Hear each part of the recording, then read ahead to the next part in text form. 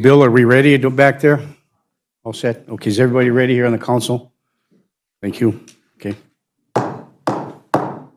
Good evening, everyone, and welcome to the Virginia City Council Chambers. This is a regularly scheduled City Council meeting. We'll call this meeting to order. Today's date is Tuesday, February 27th. It's 5:30 p.m. We're going to have to deviate from the agenda this evening because we have been informed that Tuesday, tonight, it's unusual, but it's a caucus night. And under Minnesota statute, we're not allowed to meet after 6 p.m. So we'll get through as much as we can until 6 p.m., and then we'll have to recess the council meeting and reconvene tomorrow morning, and it's scheduled for 8 o'clock. So please bear with us as we get through the business of the City Council. Pam, would you please take the roll call? Motley is absent. Friedlieb. Present. Paulson. Present. Yondich is absent. Johnson. Here. Caronzelli. Here. Cuffey. Present. Would everyone please stand and join me in the Pledge of Allegiance? I pledge allegiance to the flag of the United States of America and to the republic for which it stands, one nation, under God, indivisible, with liberty and justice for all. Okay, and I believe that Councilor Motley and our city administrator, our city attorney, and Councilor Beyondich are still downstairs in a meeting. They hopefully will be out soon. We'll move. We have a quorum present. Move to item 5 on the agenda, which is the consent agenda. The following action will be enacted by one motion unless a councilor or a citizen of the City of Virginia requests that the items be considered separately. Item 5.1 is the approval and correction of the minutes from the regular meeting that was held on February 13th, 2024, and the special meeting that was held on January 23rd, 2024. Item 5.2 is the adoption of Finance Resolution number 24-004, the schedule of bills. Item 5.3 is approve the exempt permit for the Quad City ATV Club to conduct a raffle May 3rd, 2024 at the Virginia Elks Club.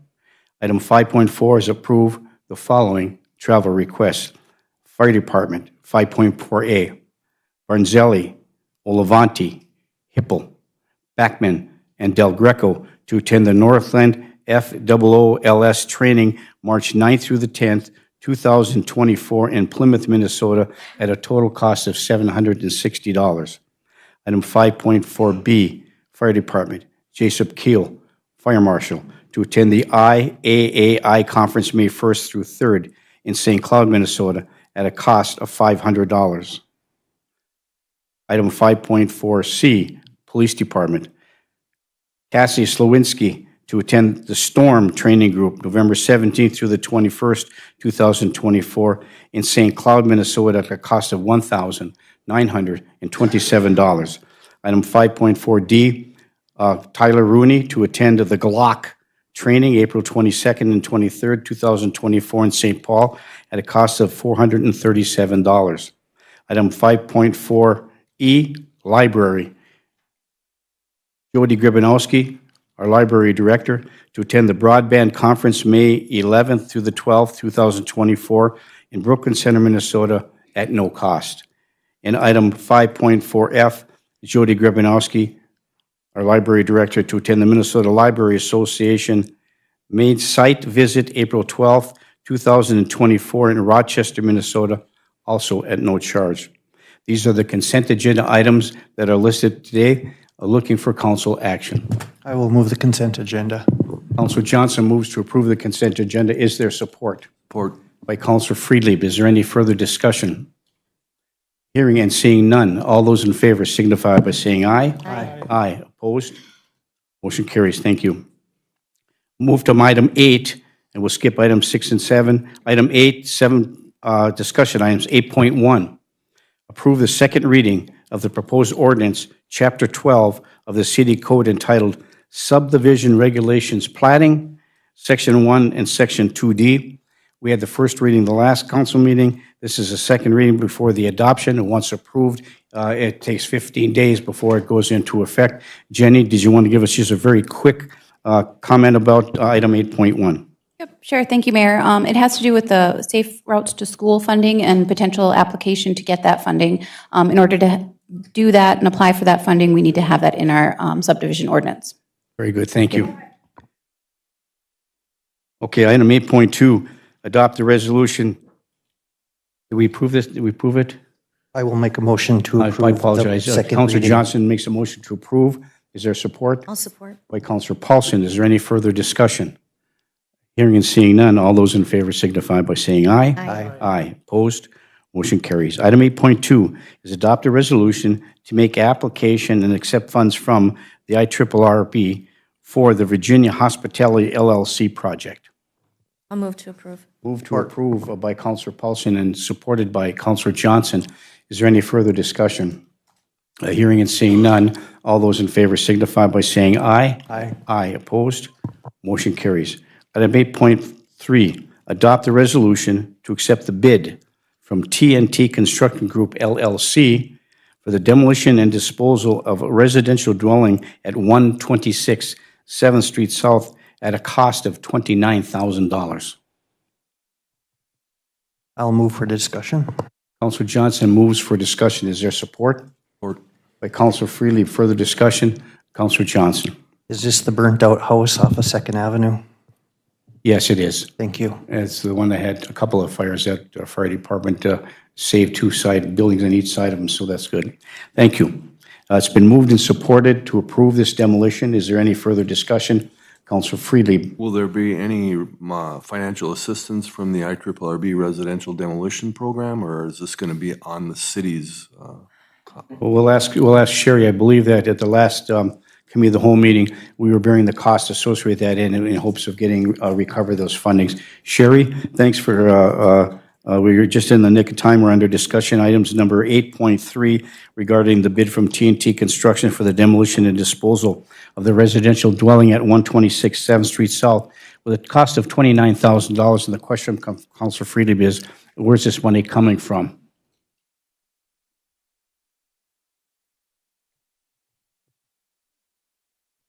Sorry, just digesting this. My understanding is, if I recall from the committee of the whole meeting, that we were going to bear the cost of this and seek a reimbursement. Correct. With, hopefully we'll seek demolition funds through IRRB. Yep, and that was the question you had, Councilor Freely, and that's what we'll be doing. We'll be bearing the cost and try to recover the costs associated from the demolition grant through the IRRB. Thank you. Moved and supported. Is there any further discussion? Hearing and seeing none, all those in favor signify by saying aye. Aye. Aye. Opposed? Motion carries. At 8.4, it's an addition to the council agenda regarding an emergency ordinance. And under Minnesota, under our city charter, emergency order under Chapter 4, Section 4.04, Subdivision 3, it gives the authority of the city council to issue an emergency ordinance. And so an ordinance was developed, and under this charter, we are looking for approval of this ordinance. It's an ordinance amending the City of Virginia City Code, Chapter 10, by creating Section 10.19 entitled Targeted Picketing in Residential Neighborhoods in the City of Virginia. Section 1, the City Council of the City of Virginia does hereby amend City Code Chapter 10 to add Section 10.19, and which shall read as follows. And there's a copy of it there, and we have copies here. And so I'm going to read through this real quickly. And it says, the purpose the City Council finds that targeted residential picketing in front of or about a residential dwelling causes emotional distress to the dwelling occupants, obstructs and interferes with the free use of public right-of-ways, and as is object to the harassment of the dwelling occupants. The City Council further finds that without resorting to targeted residential picketing, ample opportunities exist for those otherwise engaged in target residential picketing to exercise constitutionally protected freedom of speech and expression. The protection and preservation of the home is a keynote of the democratic government. The public health and welfare and the good of the order of the community require that members of the community enjoy in their homes and dwellings a feeling of well-being, tranquility, and privacy, and when absent from their homes and dwellings, carry with them the sense of security inherent in the assurance that they may return to the enjoyment of their homes, dwellings, and neighborhoods.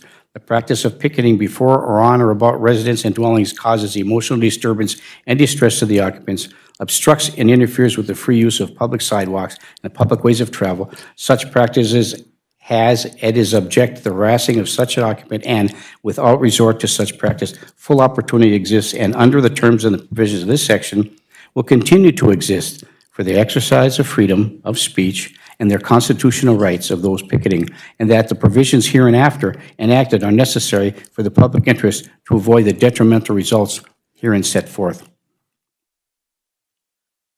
So the definitions are marching, standing, or patrolling by one or more persons directed solely at a particular residential building in a manner that adversely affects the safety, security, or privacy of an occupant of the building, or marching, standing, or patrolling by one or more persons which prevents an occupant of a residential building from gaining access to or exiting from the property on which the residential building is located, or marching, patrolling, or any picketing activity by one or more persons directed at or nearby a residential dwelling without the consent of the dwelling's occupants.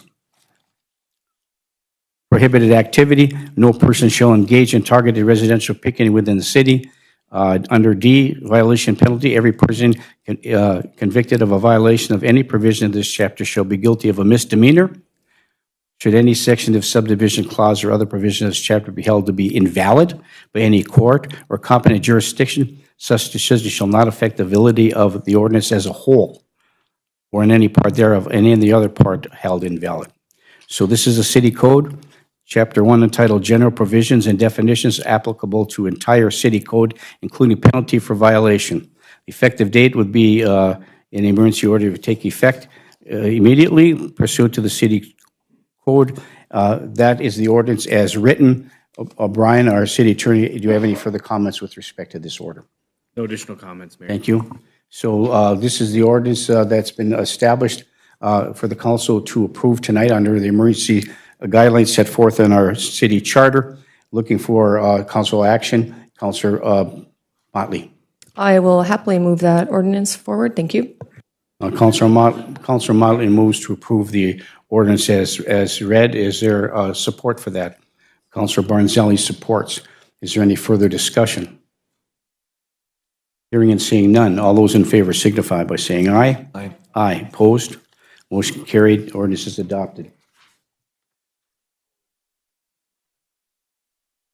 We'll move to item number 9 on the agenda, which are committee reports. Item 9.1, Committee of the Whole that was held on February 20th, 2024. We'll turn this portion of our Committee of the Whole meeting over to our City Administrator, Britt C. Bennis. Britt? Thank you, Mayor. At the Committee of the Whole meeting on Tuesday, February 20th, Mary McReynolds and Georgia Lane from the Arrowhead Agency on Aging were present to discuss the designation of Virginia as an age-friendly community. It was moved and supported to approve a resolution for submittal of a membership application for designation as an AARP network of age-friendly community. And I so move. Councilor Johnson moves to approve. Is there support? Support. By Councilor Motley. Is there any further discussion? Hearing is Councilor Johnson. Mary, thank you for coming tonight, and thank you for doing this for our community. Our seniors are important to us, and we appreciate you taking the lead on this action. Thank you. Yep. Thank you, Mary. Moved and supported. Is there any further discussion? Hearing and seeing none. All those in favor signify by saying aye. Aye. Aye. Opposed? Motion carries. Next item. We had discussion regarding the proposed TIF redevelopment district at the Uptown Virginia Mall area. It was moved and supported to approve the development program for TIF District 7-1 and approve the resolution to conduct a public hearing for the establishment of a TIF district. Move to approve. Councilor Motley moves to approve item 9.1B, the TIF district development. Is there support? I'll support. Support by Councilor Motley, or motion by Councilor Motley, supported by Councilor Freely. Is there any further discussion? Hearing and seeing none. All those in favor signify by saying aye. Aye. Aye. Opposed? Motion carries. Next item, please. Our MediaCom franchise agreement has expired, so we requested to move forward with the approval of a one-year agreement with MediaCom for the franchise agreement as a status quo so that we can formulate our plan for the next few years. Okay, thank you. Looking for council action.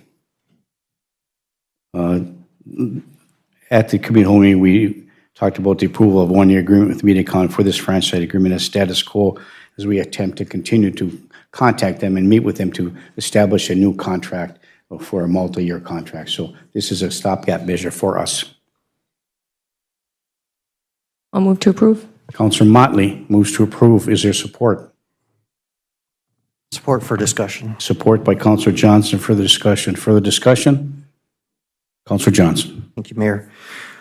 This MediaCom contract has been a frustration for the last 8 years that I've been here, and I'll be voting no on it, just as a point that not all of us are in agreement with it, but I do understand the necessity of having another year contract so that we can work with them and try to figure out how to provide better service to all of the residents of Virginia as we're moving forward, and not be being told things like, well, the reason your Wi-Fi doesn't work is because you have too many mirrors in your house, or just some really random stuff that's not allowing our citizens to utilize their services. So I know it has to pass, but I will be voting no on it.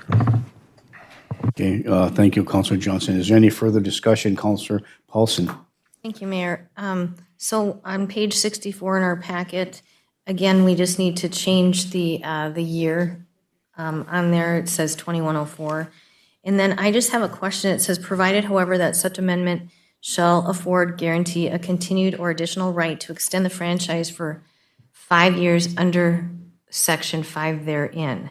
So are they allowed to extend for 5 years, or is it just a 1 year? This is a 1 year, this is going to supersede that. The clause right now says they're trying to invoke their right to extend for the 5 years. 5 years. And we're trying to say, no, we want to do 1 year because we want to talk some more. So when that's red line underlined in here, Yep. that's their language? Yes, yeah. Okay. Yep. So that will We're just, going to be 1 year that will until be we. removed out of that contract? Okay. And they did verbally agree by email that they will agree to our changes to the. Okay, very good. Then I will be comfortable voting. Thank you. Thank you, Mayor. Okay, thank you. And then the next part of that will be in the next motion. So it's been moved and supported to approve the one-year contract. Is there support? Moved and supported. Is there any further discussion? Hearing and seeing none. All those in favor signify by saying aye. Aye. Aye. Opposed? No. Roll call, please. Johnson? No. Baranzelli? Yes. Cuffey? Aye. Motley? Yes. Friedlieb? Aye. Paulson? Aye. Beyondich? Aye. Motion passes 6-1. Thank you. Next item, please. It was moved and supported to approve developing a list of proposed changes for the upcoming contract with MediaCom and to include the Cable Commission in developing the list. I'll move to approve that. Moved by Councilor Paulson for approval, supported by Support. Councilor Johnson. Is there any further discussion? Hearing and seeing none. All those in favor signify by saying aye. Aye. Aye. Opposed? Motion carries. It was moved and supported to direct staff to investigate other potential cable services to the Virginia residents. Thank you. Moved by Councilor Johnson, supported by Support. Councilor Paulson. Further discussion? Hearing, seeing none. All those in favor signify by saying aye. Aye. Aye. Opposed? Motion carries. Thank you. Go ahead. Okay, that's it? Yep, and we did have a presentation from Danielle DeVito of the Minnesota Department of Agriculture regarding the spongy moth, which used to be previously called the gypsy moth. She will be holding a public hearing sometime soon. We will get notice of that hearing and get the press release out. Okay. Thank you. And seeing as we have affected parties in the audience with respect to item 7, we'll forego item 9.2 and 3 and go back to item 7 under unfinished business, which is the clinic lease. And do we have any other information from Essentia Corporate since our last meeting with Mr. Modich and his staff? No, Mayor, no additional updates. And we're still continuing to work toward the goal of moving with the clinic lease into the hands of Essentia, hopefully. Okay, thank you. And then we'll move to item number 7.2 is the property that's located at 410 5th Street South. And there's some minutes attached from the Planning and Zoning Commission on the meeting that was held on February 20th, 2024.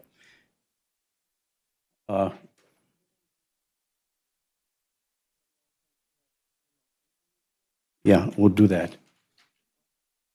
We got 10 minutes. We'll try to get through as quick. We'll go there. So I don't think that this is going to be taken very long. There was a discussion from Planning and Zoning, a recommendation from Planning and Zoning on an appeal that was done with respect to this property at 410 Fifth Street South. There was the recommendation of Planning and Zoning that this appeal be denied and the fine be imposed on this property, and then the direction of once the fine is paid for the property owner to apply for another permit and with some codicil to that permit. So that's the gist of it. This is the recommendation, is to deny the appeal by the owner of 410 Fifth Street South and then move forward with the next set of processes. So is that correct, Brian? Thank you. Looking for that motion. I will move to accept the Planning and Zoning's decision. Moved by Councillor Johnson to accept the Planning and Zoning recommendation, supported by Councillor Friedlieb. Is there any further discussion? Hearing and seeing none. I'm sorry, further discussion, Councillor Paulson? Thank you. Thank you, Mayor. So could we have a little bit of an explanation, Brian, of what comes next then with this? We've been through such a long process with this, and I'm under the, I don't know, I shouldn't say assumption, but I think that the building permit has expired. I don't know if work is continuing to be done.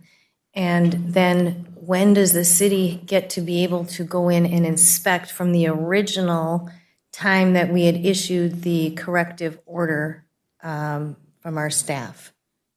Brian? Thank you, Mayor. So I'll answer what I can, but I'd ask anybody else to jump in as you deem it appropriate. So what we're doing here, obviously, there was an appeal made from the enforcement process. You are absolutely correct. The permit, the building permit or correction permit that was issued there has lapsed, and that's why you hear as part of this that there will be a requirement that before anything more is done, that an additional permit be applied for and received. There can be conditions that are placed on that permit. The other piece of it is, as far as the fine that was levied, the condition that exists and the offense that led to that fine is what's known as a continuing violation. And so, technically every additional day that the violation exists constitutes a new offense. And so we could look at additional enforcement of that same violation if they aren't following the procedures. The next inspection piece will come in the work that's done with the permit, and once that's concluded, we have an opportunity to go in and inspect that. And are we guaranteed to be able to get, because that's what happened from the, very beginning, that we were supposed to be, I think it was it 120 days or 190 days, something like that, and then we were able to, our staff was supposed to be able to go in and do the inspection to make sure the corrective action had been done. And then they started this court process. So does that mean it just cycles back around again and it can be done again? Well, we may be in a more effective position now because we've imposed a fine. That fine is going to be required to be paid. Okay. And that fine can continue to mount on individual charges that would accumulate over the future based on the continuing nature of the violation. Brian, I appreciate it. Thank you, Mayor. Thank you, Councillor Paulson. Okay, there was no, it's been moved and supported. Is there any further discussion? Hearing and seeing none, all those in favor signify by saying aye. Aye. Aye, opposed, motion carries. Item 9.2, Personnel Committee meeting that was held on February 20th, 2024. And we have our Personnel Chair and the Personnel Committee here, Councillor Paulson, Councillor Friedlieb, and Councillor Beyondich. Did anybody want to go through these, or did you prefer that I do that? Councillor Paulson? See, which one is first? Item 9.2, approve the reclassification of the former HEO recycling employee in Public Works to the repair crew. Okay, so I guess the update on that would be after the council voted to do away with the recycling, we had one employee that needed to be basically classified, so this is the classification, and the committee was fine moving this reclassification forward. So I would recommend that be done. I'll make that motion to approve that reclassification for the former HEO employee. Councillor Friedlieb moves to approve the recommendation of the reclassification of the former HEO recycling employee in Public Works to the repair crew. Motion by Councillor Friedlieb. Is there support? by Counselor Beyondich. Further discussion? Hearing and seeing none, all those in favor signify by saying aye. Aye. Aye, opposed? Motion carries. Next item. Item 9.2B, the implementation of the no-call, no-show policy. Counselor Paulson? Thank you. Would it be okay if I deferred to you as to the implementation of this policy? Or Brian? Thank you. Thank you. Brian? Thank you, Mayor. Could I just have one moment here? Yes, please.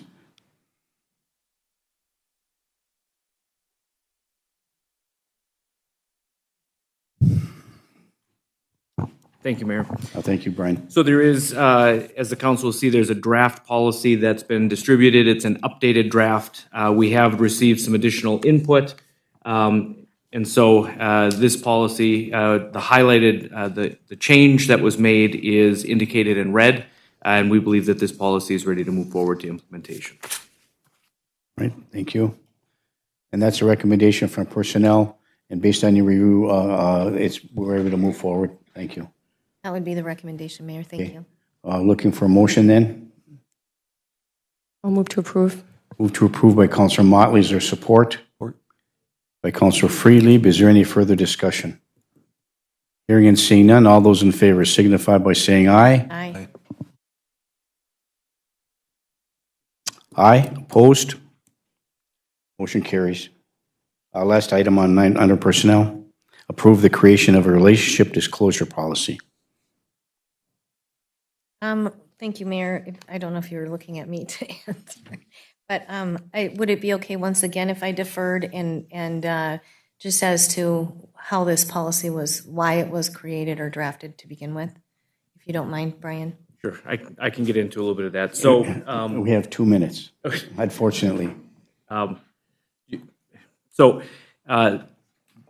this policy was created essentially to assist, and the primary thrust of the policy is to make sure that we don't have personal relationships, romantic personal relationships between supervisors and employees they may supervise. That's the primary thrust.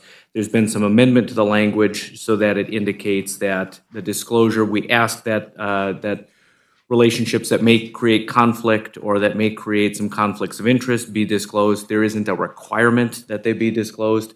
And so this policy being updated with some additional input, we believe that it's ready to move forward to implementation. So moved. Move to approve by Councilor Friedlieb. Is there support? By Councilor Barnzelli. Further discussion? Now this is, I just want to clarify before I vote, it's not mandated to report. Thank you. Okay, moved and supported. Is there any further discussion? Hearing and seeing none, all those in favor signify by saying aye. Aye. Aye. Aye. Opposed? Motion carries. Unfortunately, it's 5:59, almost 6 p.m. I don't think we can get through any other items that are on this council agenda. So, pardon? So well, we didn't go through item 10, 11, or 12. So I think we need to go through these. We can't. So I'm gonna take under mayor authority to recess this city council meeting and reconvene the council meeting till 8 a.m. tomorrow morning at the city council chambers. So we stand adjourned at 6 p.m. and support of the law. Mayor. Oh, I'm sorry. What do I? We don't stand adjourned. We stand recessed. I'm sorry. We recess. Thank you for the clarification. We're recessed until tomorrow morning at 8 a.m. Thank you for the clarification. So we're recessed till tomorrow morning at 8 o'clock. We're recessed as effective right now, 5:59, 6 o'clock. Thank you. We're recessed.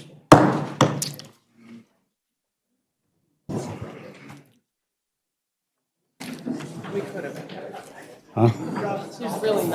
Well, and